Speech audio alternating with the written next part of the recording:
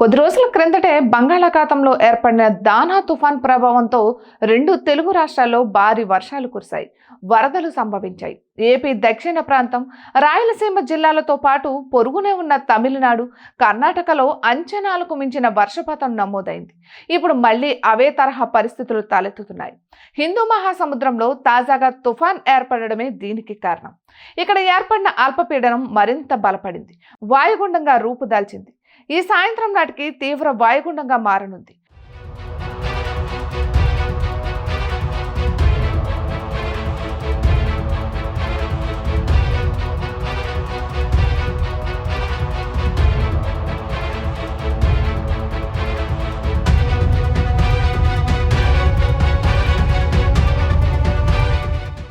ఫలితంగా తమిళనాడు, పుదుచ్చేరిలో అతి భారీ వర్షాలు పడుతున్నాయి.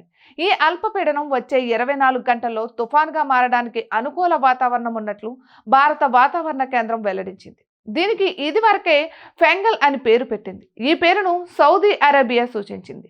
ఈ సీజన్లో సంభవించబోతున్న మూడో తుఫాన్ ఇది. సోమవారం రాత్రి నాటికి దక్షిణ బంగాళాఖాతం, తూర్పు హిందూ మహాసముద్రం మధ్య భాగంలో స్థిరంగా కనిపించింది వాయుగుండం.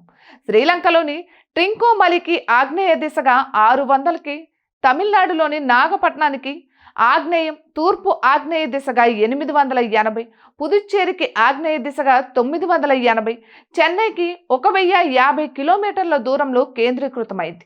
క్రమంగా ఇది ఆగ్నేయ దిశగా కదులుతుందని, ఈ సాయంత్రానికి తీవ్ర వాయుగుండంగా బలపడుతుందని వాతావరణ కేంద్రం తెలిపింది.